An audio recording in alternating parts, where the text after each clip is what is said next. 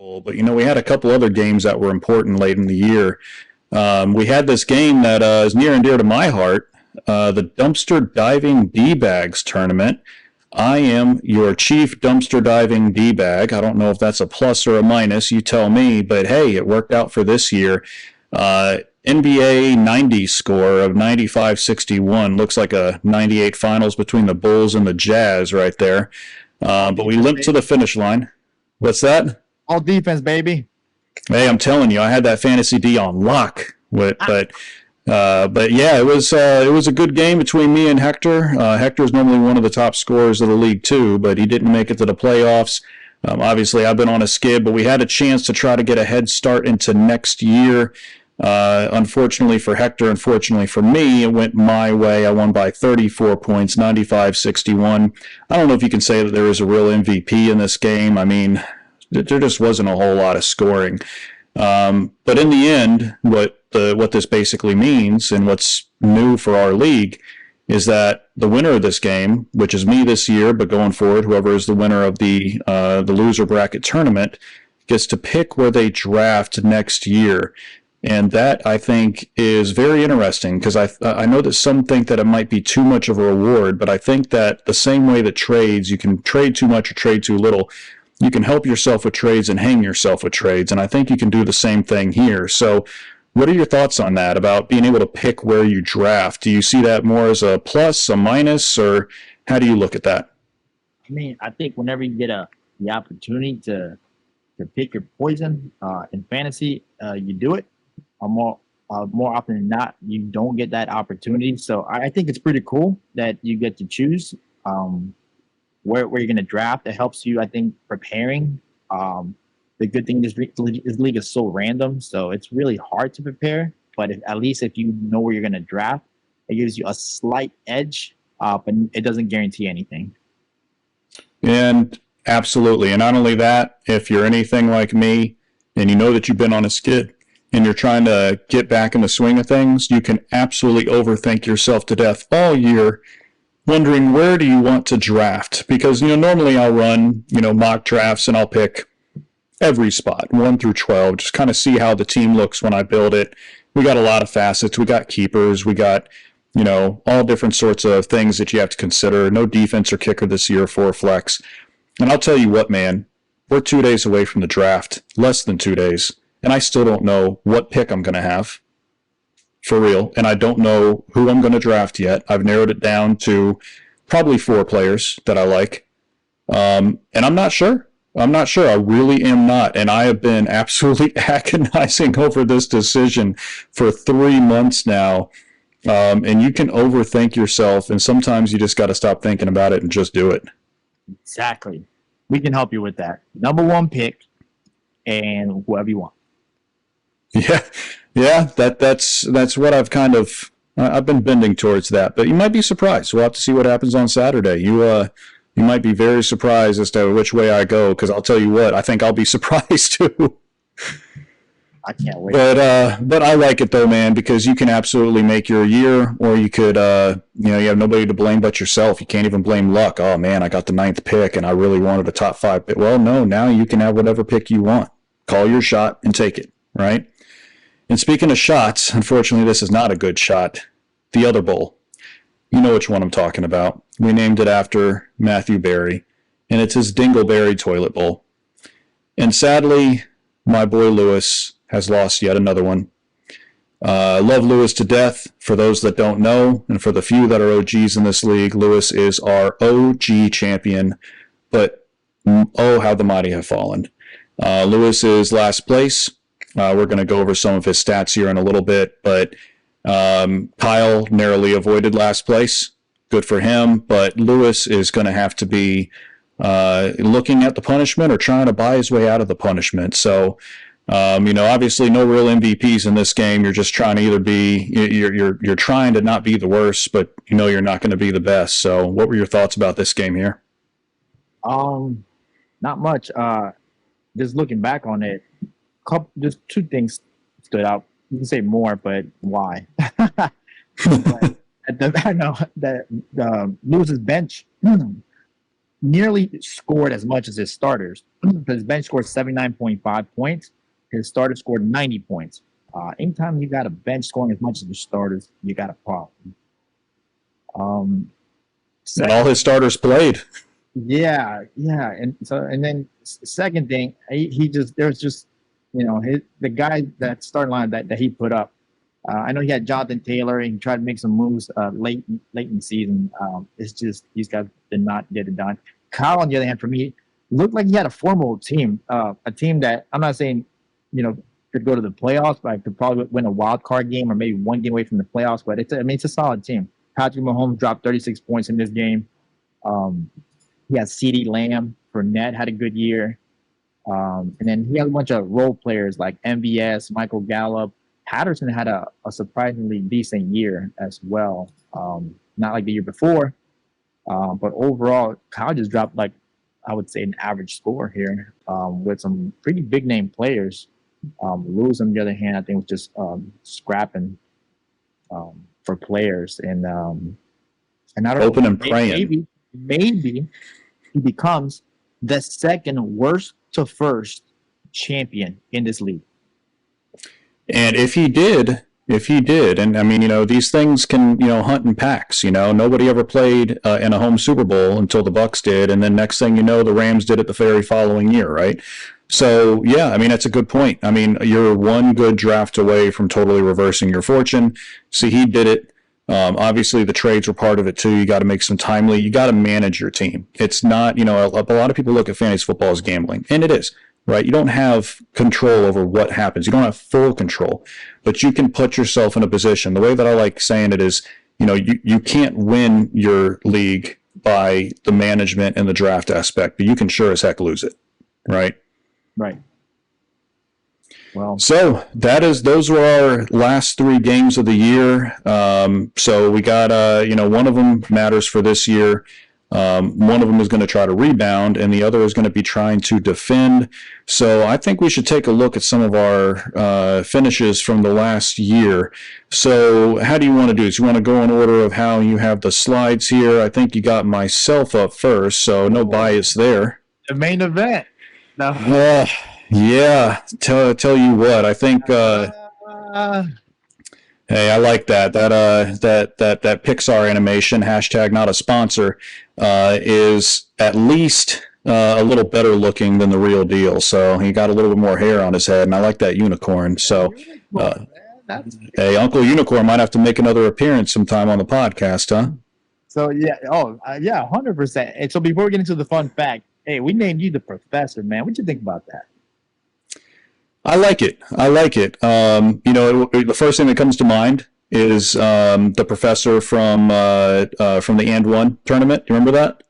Yep. Yeah, I liked it because he was so good. Now, is he ever going to make it in the NBA? Is he that good? Probably not, and neither am I. I'm never going to make it in the NBA. I just don't have those handles. But on the real, reflecting on my own, I'm my own worst enemy a lot of times. Looking back at it, we torture ourselves with what could have been, should have been. 2021, Sam got Cooper Kupp, and I don't know if you remember, but I had my choice between Cooper Kupp and Robert Woods. And unfortunately, I made the wrong pick, thinking that it was just kind of a throw-up, and I threw up. I picked Robert Woods, and he got Cooper Kupp, and the rest is history. The trade last year. So I can't overthink things, So I think the professor is probably appropriate there. But, one of the things that I will say, at least to my credit, last year is that, there's very little things that you have no control over in fantasy. But one of them is the points that you face in the league. And I faced the most amount of points in the league last year. So it would have helped if I could have scored more points. That's on me. But man, did I have to face a lot of points, 140 on average per game. Yeah, that's a lot of it is just random. Yes, you can thank ESPN's scheduling for that. By the way, this year will be a little bit different. We'll get more into that. But one thing that they cannot take away from you, this league, is that you are a Super Bowl champion, you are a Matthew Dingleberry champion, and you are a dumpster diving douchebag champion. I like how you paused after the douchebag part. That doesn't feel purposeful at all. I don't feel attacked or anything there. But yeah, absolutely. Oh yeah, of course, But yeah, jack of all trades, master of none. I've been around the block, kind of like that $2 hooker. Just always hanging around. You never know what you're going to get from me. It could be the year that I go off and come within less than a point of going undefeated, like I did my first championship. I could surprise and be the one that upsets somebody undefeated, like I did versus you that year, which, yes, I'll always use against you. Or I could be the team that absolutely poops the bed, rolls over in it, poops again and smears it around some more and has the worst record in the league. I might even be middle of the pack. You never know what you're going to get with me, and honestly, I don't either. But that's what makes fantasy fun, right? You can't win it every year. We all want to. But fantasy is fun because everybody has promise, and then the real games hit, and you got to roll with the punches and figure it out. Yeah, agreed. But we'll keep moving. Let's keep hitting and see who else we got on. I mean, this is a surprise for me. I haven't seen these slides in a little bit. All right. Yeah. I'm calling him Hector, NFL scout. This man knows how to find a diamond in the rough every year. Yeah, he really does, man. Hector's always been one of the top scoring players, and that's the name of the game when it comes to fantasy, right? Scoring points. I mean, you want to win your games, your matches, but like I said, you can't control what points are scored against you. But if you're scoring a lot of points, you always got a good chance. And Hector normally has a good chance year in and year out. Hasn't put it all together just yet, but he's on the verge. He's definitely a sleeper here, and not so much a sleeper. Everybody expects him to be in contention. I think if he starts hitting off the trade, this man might be touching Super Bowl status. He did reach Super Bowl, I think, the year that I won with Aaron Jones. Yeah, I think he did, and he had a good start last year. He started 4-1. It was his finish that killed him. He finished 2-7. So he always, he has good stretches. It's about putting it all together, and I think he's pretty close. Yeah, I think so too. But boy, can he find talent! Garrett Wilson. Yeah, I didn't know if that was going to work out or not, but you know what? Rookie receivers, it's a hit or miss, but I'll tell you what, that group last year was great. But speaking of guys that like rookie receivers, look at this guy right here, man of the hour. Our fearless leader, our founder, our CEO and president and chief, it is Goose. Goose, how'd you do last year? How would you sum it up yourself? I was like a Mexican truck driver.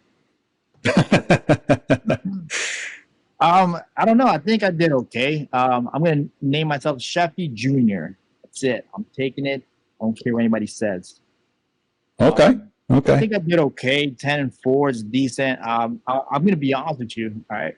I know we do a lot of prep work and for the draft and do all this research and listen to this and write this down. I think I bombed the draft. I'll be honest. I think at least the first couple rounds, not to my fault. I think that the players that I researched and I drafted I drafted them in the correct order. But I mean, DeAndre Swift got hurt. Javonte Williams tore his knee. Mike Williams twisted his ankle. So I think the process was correct, but just the result wasn't what I wanted. But I did have the most trades, 7 trades last year. I'm not usually in the top. It's usually Sajid or maybe one of my brothers. But I think that helped me out a lot. I hit on a lot of trades, missed on very few, and I think that's the key. Every year like that, other years you might lose more on the trade side, and then your record will reflect that. But if you can hit on a couple, I was able to get as far as the second round. I'm super happy with the result. I wish I would have made it to the Super Bowl and played Sajid? Yes, but I'll be honest with you, I did not have a team that was going to be competitive enough to fight, with those top 10 guys, 5. He had 5 top 10 guys. I was nowhere close to compete with a team like that. But hey, I was excited with the end result. I ended up playing my brother in the third place game, and I won. So Hey, at least you got third place. You got some of your money back, right? And not only that, but I mean, you actually did play Sajid. I think you would have played Manny actually in the championship if you would have won against him. But you lost in the second round, and that's what I think is important that a lot of people don't realize is that the aim of the regular season is to get to the playoffs and then see what happens from there. And you did it. You managed your team, like you said. You might not have the strongest draft. DeAndre Swift was the hot name last year, right? Everybody thought he'd be great. And then, the Detroit Lions happened. So, you still got there. You lost to the eventual Super Bowl champion. And what I think is interesting enough, too, is not only did you have 7 trades, but 7 was your lucky number. You had the longest win streak in the league last year. You had 7-game win streak that happened right in the middle of the season. And when you go on a 7-game win streak, when there's 14 games, you're pretty much guaranteed the playoffs, right? Yeah, 100%. And you know what's crazy? 7-game winning streak, and I couldn't win my own freaking division because Sam was that good last year. I'm telling you, it was a tough division. You got one of the, and that's what we have. If you want to be the best, you got to beat the best. And if you're going to be the best, you're going to have to beat the best again the following year. That's just how it's going to roll. I agree. All right, next we have Kyle. I went with you like that.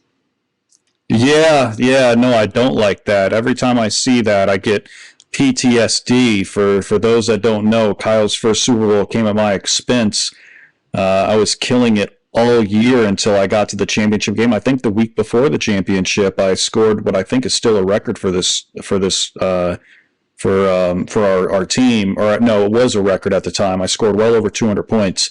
Rolling and hot. That was the year that I got Devontae Freeman in the 6th and had Julio and AB. They went off. And then I just ran into a buzzsaw, man. Kyle scored 222 points, which is still a record. Absolutely waxed me. And that was the year of Kirk Cousins. You like that. And I don't like that. But Kyle did. But I love Kyle, man. He's so good, man. He hasn't had too many good years lately. He's still trying to get back to that high. You get that first taste and you want to get back, and you almost overthink yourself. And I think sometimes he did. He took, even though we don't require tight ends, he took Kelsey and Mahomes early. He tried to get that stack, which you're not going to have a bad time with that stack, but it just didn't take him over the top. But it kind of fell apart for him in the middle of the year. He had the longest, you had the longest winning streak. He had the opposite. He had a 7-game losing streak middle of the year. That tanked him. And it was the tale of a season. He won his first game, then he lost 7 straight, then he won 3 in a row and had a little bit of promise maybe to sneak in, and then lost his last 3 and had to battle to stay out of last place. Yeah, he sure did. That 7-game losing streak, that would do it for you. And that's just a combination of things. It wasn't like, I don't want to say like Lewis, but Lewis did have a relatively weaker team, and Kyle had some pretty good damn players. So it's just a combination of things, right? Matchups, most points scored against you, bye weeks, divisions. Yeah. Never count this man out, though. Next up, we got Jeff, my favorite guy to hate on just because of his favorite team. We're gonna call him. Man, I love Jeff. We're gonna call him the Triple D King. That's right. He holds the record, right? He's won it. What is it? 3 times now? 3 times. Yeah, he pretty much has his name penciled in there. It's kind of like I don't know, maybe we should just call him Jeff Fisher instead. Kind of like how Jeff Fisher's a lock for 8-8. He's kind of a lock for that as well, isn't he? He had a pretty good season last season. Yeah, he did. He made the playoffs, I believe. He doesn't have a good playoff record overall. He hasn't won a playoff game yet. Kind of like the Kirk Cousins of the NFL in a way.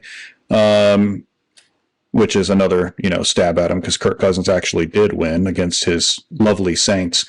But, Jeff, he did have kind of an odd year. He had a playoff year, but he had a couple of games that were absolute doozies. He had 2 games decided by less than 1 point, and he won 1 and lost 1. So he found out what it was like to stress all game and then come out on top, and then stress all game and come out on the bottom. So it was an odd year for him for sure. Yeah, good for him. He won the division, 8-6 overall record. It's pretty damn good. Obviously lost in that first round. Don't count him out. I can see him, attempting to win the division again. He has a good keeper. I think he's going to keep Ken Walker. If that is his keeper, then he's got a good head start for this year. Yeah, he's got that running back, right? That's what matters. That's right. We were talking about that. Next is Carlito. We call him the Autopilot. Hey, it's better than Carlos, isn't it? He's actually turned it around. He's had some good years, man. He's had better years than I have recently. So we like to talk trash back and forth. I love this dude, man. He came in like a wrecking ball himself, trying to get Eli and OJ Howard in that third and fourth round turn. But he's gotten smarter with his drafts. He's improved on his drafts. His trading is next, hopefully. Maybe we'll see some improvement there. So he won't be the autopilot, but maybe the co-pilot, But second place in division. And, he had an absolute awesome game. I mean, the best game of the year by any stretch. 206 points. Had the highest single game score of the year. But it was kind of a mixed bag because he was also the only playoff team to end in a tie. And by the end of the year, he only outscored his opponents by 4 total points, which is less than a point per game. So kind of a mixed bag. It kind of shows, in my opinion, a tale of a fantasy manager that is still learning the ropes, but he's really taken and understood where he's made errors and improved upon them, and he's still making improvements, and he could be dangerous in the near future. You can't sleep on Carlos anymore. He's not an automatic win, that's for sure. No, he's gotten a lot better at drafting. I agree. I mean, he went on a 4-game losing streak there at the end to end the season, and right, you're right. With that 206-point win over my brother. Wow, talk about a smackdown back in week 4.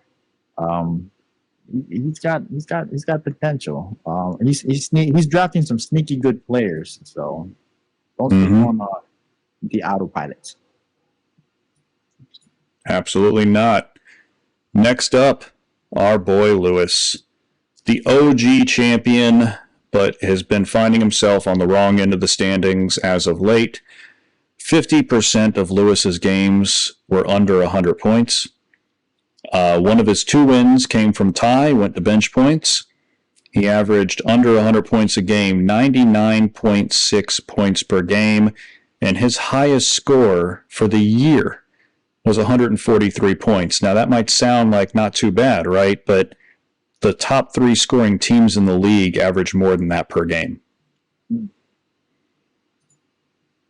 I mean, I think Lewis is going to turn around. I have a feeling. I'm not going to say worst to first. I have a feeling Lewis is going to turn around. Has nowhere to go but up, right? You named him the Bird Box. And for anybody who's seen that movie, they may not be able to look around. They got blinders on. But there's a good ending, right? Somewhat. They get to the end. There's light at the end of the tunnel, and it's not necessarily a train. You're right. The Bird Box. Wow, I totally forgot about that. Yeah, no, the first time that I saw it here, but I knew what you were getting at there. It's kind of just like the blind zombie, just trying to feel his way around. And sometimes he's our Patriots fan, and it's just odd because Patriots fans, they hate losing because they're only used to losing 3 or 4 times a year, and now he's having to get used to maybe winning 2 or 3 times a year. And, nobody wants to root for anybody but themselves, but I think we all want to see somebody else get last place besides Lewis. He's been going through it. I don't know what his prep game is like when it comes to preparing for the draft, or if he's preparing, or, if he's just trying to zig where others zag too much. Love you, Lewis. We got to throw some jabs at you, bro. But he's got a solid strategy. I have a feeling. I think that he's going to at least avoid last place. It wasn't too long ago. He made the playoffs a couple years ago, I believe. Yeah. So he definitely can do it, and he's not too far away. Yeah. Like you said, the team wasn't scoring a lot of points. But here, this last season, he had multiple 5-game losing streaks. So that's 10 games in total right there. Yeah, that would do you in. All right, next we have Manny. We call him the Houdini. I like that, but you know who Manny reminds me of, man? The freaking Patriots. Ooh. The freaking Patriots, because I love Manny. Don't get me wrong, man. But he has not missed the playoffs one time since he came into this league. Not one time. And for those keeping count, he came in 2017. This will be year 6 for him. Okay. Yes, year 6. So 5 straight years making the playoffs, which you make the playoffs, you always have a chance to win it. And you all, and we'll get into our matchup here in a little bit because he's my first matchup of the year, and I do not have a good record against him. Spoiler alert: nobody does. It is hard to play Manny.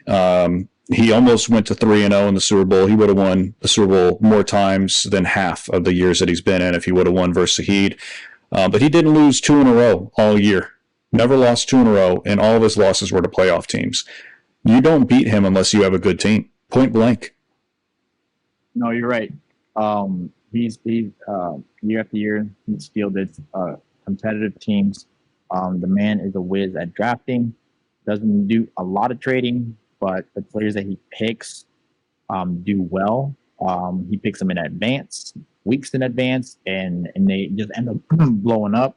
So he definitely has a knack for picking the right players at the right time, and it shows in his playoff records. Yep. Next, we have Sajid, the Trademaster. So we were just on the horn with him. Super Bowl champ, 2-time Super Bowl champ. This is his second one. First person to go from worst to first.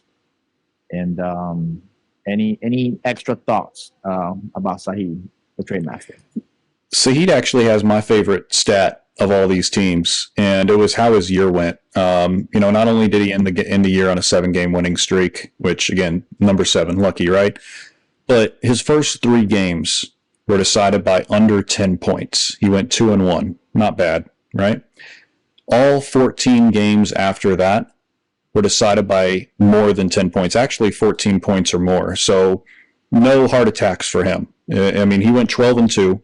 He won it all. And it just goes to show that, sometimes when you make the right moves, the right results happen. It's not a given in fantasy football. You can make the right decisions, get the wrong results. But so he made the right decisions, and he absolutely got the right results, and that is why he is our defending champion. I agree.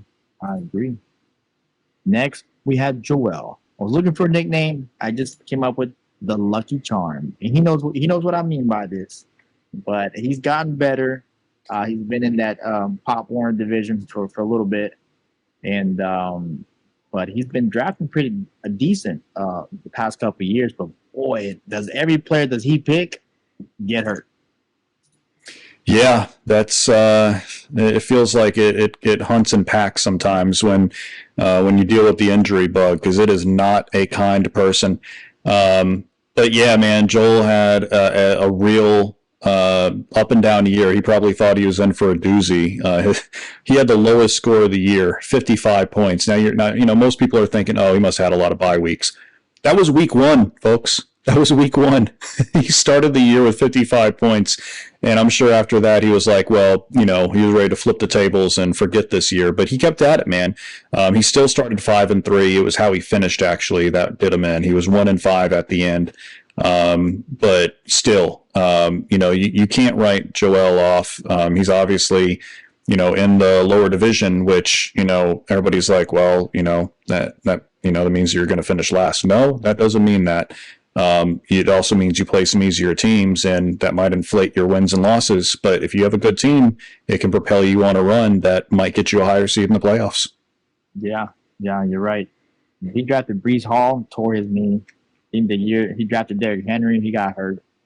DeAndre Swift, the year before that, hurt. So, but I feel the lucky charm. I think things might change this year for him. I think he's going to draft injury-free players. No, you're just trying to jinx him there, Goose. Come on now. I know exactly your style, man. I love you, little bro. Joel, I didn't say anything. If you end up drafting somebody who gets injured, just, don't come after me, all right? Don't come after me. I wish you good luck. Uh-huh. Yeah, we know what happened. You know your brother. Yeah, Alex, we're going to call him the numbers guy. Yeah, man. Alex, man, me and him have had some games. He has been tough to deal with when we play. But again, he had a good year. He got to the playoffs. I believe he lost in the first round, which I know it hurts, but hey, you get there, you have a chance.